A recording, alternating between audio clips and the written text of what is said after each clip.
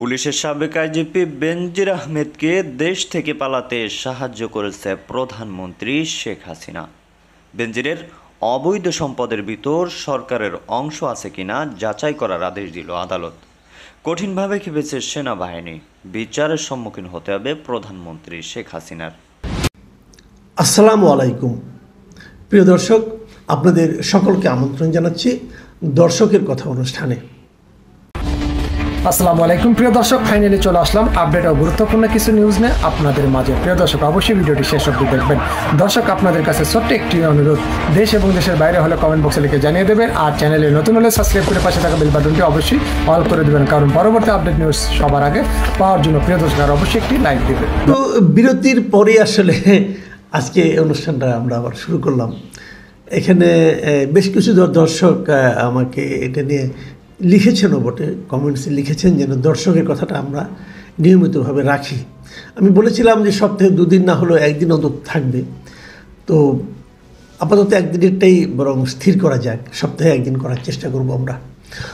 আমরা প্রথমেই আমরা এবার তিনটা সাবজেক্ট আমরা নিয়েছি। একটা হলো ওই বেনজির আহমেদ সাবেক আইজিপি, তার অবস্থান নিয়ে, তাকে খুঁজে পাওয়া যাচ্ছে না, সে কোথায়, দেশে না বিদেশে, এই প্রসঙ্গটা নিয়ে আলোচনা করব। আরেকটা আলোচনা করব যে সরকারি কর্মকর্তারা, এই বেনজির 4টা ফ্ল্যাট কিনেছিলেন পানির দামে, এবং এটাকে ইস্যু করে এমনিতে সরকারি কর্মকর্তারা সম্পদ কিনতে পারেন কি পারেন না, পারলে কিভাবে পারেন, সেই বিষয়টা নিয়ে যে অনুষ্ঠানটা করেছিলাম সেটা নিয়ে আলোচনা করব। আরেকটা আলোচনা করব, আলোচনার বিষয় হলো আমাদের যে জিয়াউর রহমানের ব্যাপারে, জিয়াউর রহমান বঙ্গবন্ধুকে কীভাবে দেখতেন, এটা নিয়ে আমরা চট্টগ্রামের সাবেক জেলা প্রশাসকের একটা ইন্টারভিউ ছাপা হয়েছিল, সেইটা নিয়ে আমি কিছু কথা বলেছিলাম, সেই প্রসঙ্গটা নিয়ে কথা বলবো। আজকের একটা ব্যাপার হলো যে প্রায় প্রতিটি মতামতই বেশ বড় বড়, যেগুলো আমরা নিয়েছি আর কি, কাজে সবগুলোর ব্যাপারে আমার মন্তব্য খুব একটা থাকবে না, কারণ ওগুলি এমনভাবে মন্তব্যগুলি করা হয়েছে, কমেন্ট করেছেন যারা, আপনারা শুনলে বুঝতে পারবেন যে আসলে মানে ওনারা কি বলতে চেয়েছেন। আমরা আগে শেষ থেকে শুরু করি। বেনজিরের খোঁজ জানা না জানা নিয়ে সরকারের অজ্ঞতাটা, এটা কি অজ্ঞতা নাকি অযোগ্যতা, এই প্রশ্নটা আমি করেছিলাম। মোহাম্মদ মোশাররফ হোসেন লিখেছেন, এটা ব্যক্তিগত, এটা আমি আসলে এই জন্য পড়ছি যে উনি এই প্রশ্নটার মধ্যে আমাকে প্রসঙ্গ কিছু লিখেছেন। মোশাররফ হোসেন লিখেছেন যে মাসুদ কামাল ভাই, আপনার দর্শকের কথা অনুষ্ঠানটি মিস করছি, এটা আমার ব্যাপার। তারপরে উনি মূল পয়েন্টে এসেছেন যে একজন স্বরাষ্ট্রমন্ত্রী যদি বলে যে বেনজির কোথায় আছে জানি না, তাহলে বুঝতে হবে ডাল মেকুস কালাহে। কোহিনুর চৌধুরী লিখেছেন, একজন দায় নিতে চায় না, আরেকজন দায়িত্ব নিতে চায় না, চেয়ার ছেড়ে মাটিতে বসুন, কেউ কিছু জানতে চাইবে না। খুবই ভ্যালিড প্রশ্ন কিন্তু, যে যতক্ষণ আপনি চেয়ারে থাকবেন তখন তো আপনার কাছে জানতে চাইবেই। কোহিনুর চৌধুরীকে ধন্যবাদ একটা চমৎকার কমেন্ট করার জন্য। আব্দুল মান্নান লিখেছেন, অজ্ঞতা বা অযোগ্যতা নয়, অবহেলাও নয়, বেনজির সাহেবকে সচেতনভাবে যেতে দেওয়া হয়েছে, মিডিয়াও সাহায্য করেছে। কিভাবে? তাকে নিয়ে এত খবর, টকশো, অথচ এই কদিন উনি কোথায় মিডিয়া জানে না। এয়ারপোর্ট পর্যন্ত চলে গেলেন, তাও মিডিয়া টের পেল না। এখন মিডিয়ার শোরগোল খামাখাই। MKS মাল্টিমিডিয়া লিখেছেন, বেনজিরদের ভয়ে দেশ ছেড়ে পালিয়ে বিদেশে আসলাম, কিন্তু বেনজির কার ভয়ে দেশ ছেড়ে পালিয়ে বিদেশে গেল। অপেক্ষা করেন, হয়তো আপনার ওখানে দেখা হতে পারে আপনার সঙ্গে, কে জানে, তখন আপনি আবার তাকে পাল্টা ভয় দেখাবেন। মহিউদ্দিন ভুইয়া লিখেছেন, গোলাম মওলা রনি সাহেব বলেছেন, বিএনপি বর্তমানে একটি দেউলিয়া রাজনৈতিক দল। বিএনপি যদি দেউলিয়া হয় তাহলে তো তাদের কোনো আশাও নাই, ভরসাও নাই, তাই তো জনগণ বিএনপির আন্দোলনে অংশ নিচ্ছে না। জনাব মহিউদ্দিন ভুইয়া, গোলাম মওলা রনি সাহেবের কথাটা কোথায় বলেছেন আমি আসলে ঠিক শুনিনি, এবং উনি কী ভঙ্গিতে বলেছেন, কী প্রসঙ্গে বলেছেন, উনি তো প্রায় কিন্তু কৌতুক করে অনেক কথা বলেন, এটা সে ধরনের কিনা আমি জানি না। তবে যদি উনি এটা বলে থাকেন, যদি উনি মিন করে থাকেন যে আসলে বিএনপি একটা দেউলিয়া দল, তো আমি কিন্তু তার সঙ্গে আসলে একমত না। আনোয়ার হোসেন লিখেছেন, আমার পরিবারের সাথে রাগারাগি করে 2018 সালে আবুধাবিতে চলে যেতে চেয়েছিলাম। আমার এক ভাই র্যাব আরেক ভাই ডিবিতে আছে। তখন ওরা ঈদের ছুটিতে বাড়িতে ছিল। মাত্র 5 ঘন্টার ব্যবধানে ওরা ফোন করে আমার পাসপোর্ট ব্লক করে দিয়েছে। তখন আমি আর যেতে পারিনি। আর বেনজির সপরিবারে চলে গেছে, একটুও টের পাইল না। আমার 1 বোতল বিষ কিনে দেয়, খেয়া মরে যায়। কেন আমি বেনজিরের থেকে অনেক গুরুত্বপূর্ণ মানুষ হইলাম। আমি শুধুমাত্র একজন ইমিগ্রেশন পার হইতে পারিনি, অথচ বেনজিরের পরিবারের সকলেই পার হয়ে গেল, একটুও টের পাইল না। দেখেন, এই প্রশ্নটা কিন্তু অনেকেরই আসলে। আমরা এরপরে যে প্রসঙ্গ নিয়ে আলোচনা করব, ওই যে সরকারি কর্মকর্তাদের মানে কর্মচারীদের কোনো সম্পদ করার ব্যাপারে যে আইটেমটা আমরা করেছিলাম সেটা নিয়ে জেবুন্নিসা রহমান লিখেছেন, আমার মনে হয় বাংলাদেশের 100 সরকারি চাকররা এই আইন মানছে না। তার কারণ তারা নিজেদের বাংলাদেশের মনিব ভাবে। কোরআনে ফিরাউন নমরুদদের পৃথিবীতে দেখানো অধ্যত্বের কথা বর্ণনা হয়েছে, তারপর তাদের কি পরিণতি হয়েছিল তাও আসছে। এই বেনজিররা ক্ষমতায় থাকাকালীন কি অধ্যত্বপূর্ণ আচরণ করে বাংলাদেশের প্রতিটি মানুষ তা দেখেছে এবং দেখতেছে। বেনজিরদের হাতে আজ ক্ষমতা নেই, তাই রাস্তায় বের হতে পারছে না, এমনকি রাতের অন্ধকারে দেশ ছেড়ে পালিয়ে যাচ্ছে। এর থেকে যদি বাংলাদেশের সরকারি কর্মচারীরা কিছু শিক্ষা নেয়, তাহলে এই দেশের সাধারণ মানুষ একটুখানি স্বস্তি পাবে। আল্লাহ পাক বাংলাদেশের সরকারি কর্মচারীদের হেদায়েত দান করুন, আমিন। হাবিবুর রহমান লিখেছেন, স্যার, সরকারি কর্মকর্তা ও কর্মচারীদের বিরুদ্ধে দুদক সহ তদন্ত সাপেক্ষে প্রয়োজনীয় আইনগত ব্যবস্থা নেওয়া উচিত বলে আমি মনে করি। তার কারণ বাংলাদেশের এমন কোনো দপ্তর নেই যেখানে দুর্নীতি নেই। একজন ভূমি তফসিল পিয়ন 100 একর ভূমির মালিক, বিশাল বাড়িতে এসি, তাছাড়াও অনেক কিছু সরকারের ব্যবস্থা নেওয়া উচিত বলে আমি মনে করি। মাহবুবা সালমা লিখেছেন, দুর্নীতি বাচ্চারা আমলা হয় না, এরকম কমেন্ট দেখে লজ্জা ও ভয় পেয়েছিলাম। শেষে সবটা শুনে একটু ভরসা পেলাম, কারণ ওই 10%-এর মধ্যে আমরা পড়ি। আপনি বেশি সদয় হয়েছেন বলা চলে, কারণ 10%ও ভালো আছে কিনা সন্দেহ।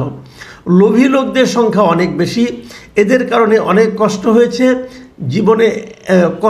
জীবনে, এখনও করছি। বন্ধুবান্ধব সন্দেহ করে, আত্মীয় স্বজনও দেখতে পারে না, কারোর জন্য কিছু করতে পারি নাই তাই। মোহাম্মদ শাহজাহান লিখেছেন, আসসালামু আলাইকুম, আমি সরকারি কর্মকর্তা হিসাবে 28 বছর চাকরি করেছি। দুর্নীতি তো দূরের কথা, কোনোদিন গিফট পর্যন্ত নেই নাই। পুরস্কার হিসাবে এখন নিজের জন্য দরকারি মেডিসিন কিনতে পারছি না।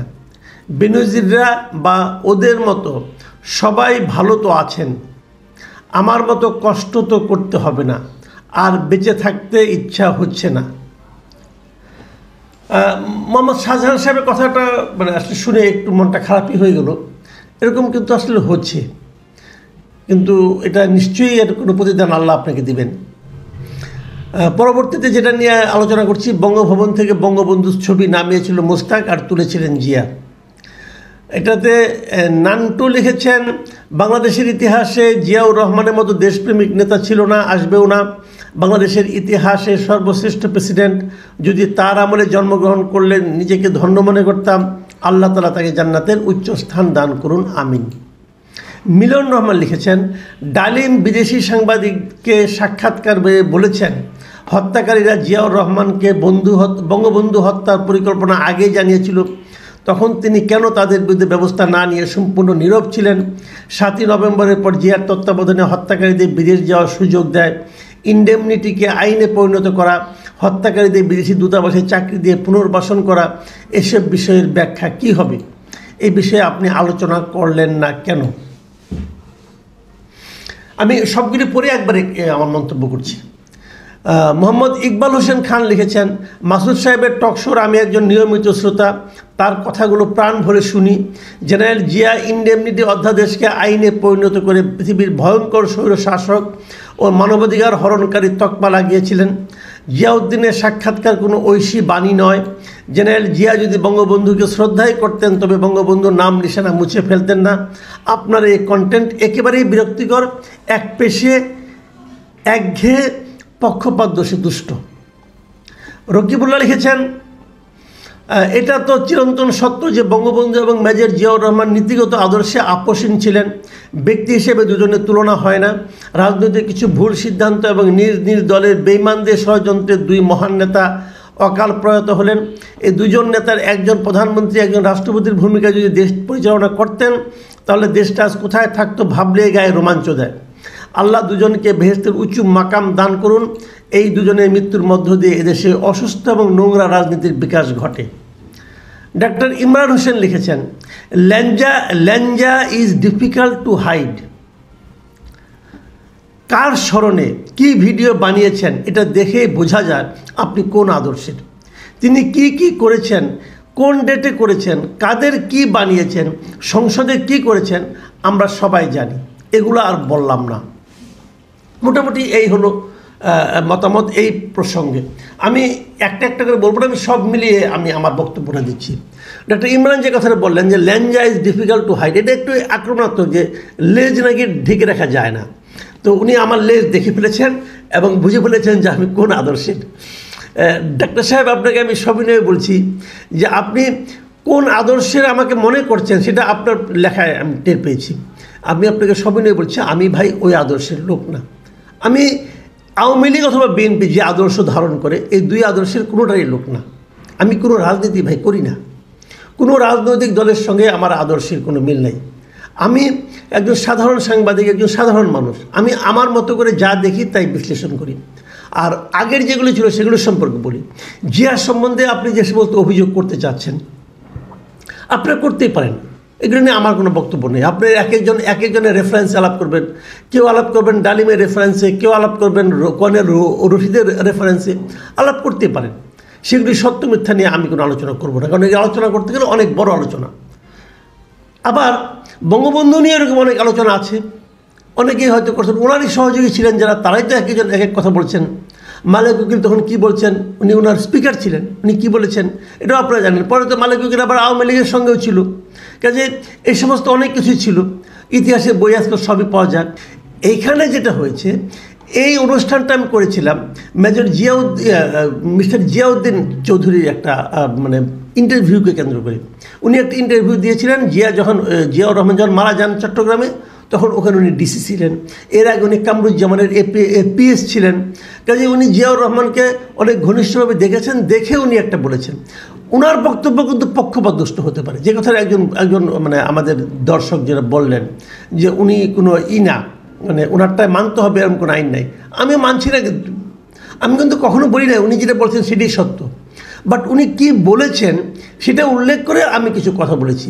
আমার খালি একটাই কথা ছিল পুরো অনুষ্ঠানে, সে কথাটা হলো, আমি মনে করি যে জাতিকে বিভক্ত করে আপনি দেশটাকে অগ্রসর করতে পারবেন না। ধরেন আপনার ঘরে 10 জন লোক আছে, আপনি 3 জন লোককে বাতিল করে দিলেন, এই 3 জন লোক খারাপ, ওই 3 জন লোককে আপনি কী করবেন? মেরে ফেলবেন? মেরে তো ফেলবেন না, কিন্তু তাদেরকে আপনি আপনার বিরুদ্ধে সক্রিয় রেখে আপনি অগ্রসর হতে পারবেন না। আপনাকে নৌকা চালাচ্ছেন, নৌকা 10 জন আছে, মাল্লা আছে, 10 জনের মধ্যে 3 জন যদি উল্টা দিকে বৈঠা পায়, আপনার নৌকা অগ্রসর হবে না তো। তাহলে ওই 3 জনকে কি আপনি নৌকা থেকে ফেলে দেবেন? আপনি একজন হলে ফেলে দিতে পারতেন, 3 জন তো, আপনি কয়জনকে ফেলবেন? এদেশে আওয়ামী লীগের যত সমর্থক আছে ভোটের হিসাবে তো আমরা দেখি, বিএনপির সমর্থক তার চেয়ে খুব একটা কম নাই, তো অর্ধেক লোককে আপনি ফেলে দেবেন?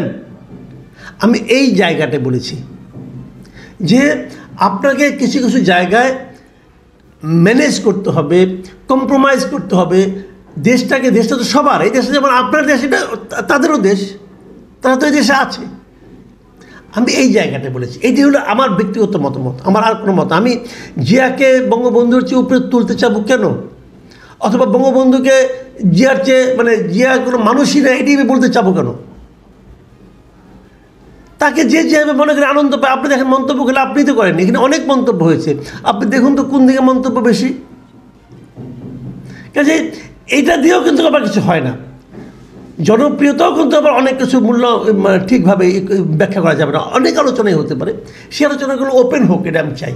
আপনাদের মন্তব্য করার জন্য অনেক ধন্যবাদ প্রিয় দর্শক। আপনারা সবাই ভালো থাকবেন। অনুষ্ঠান বড় হয়ে গেল, বড় অনুষ্ঠান মানুষ দেখতে চায় না, তারপরও এই আলোচনাটুকু করলাম। আগামীতে আবার কথা হবে। আল্লাহ হাফিজ।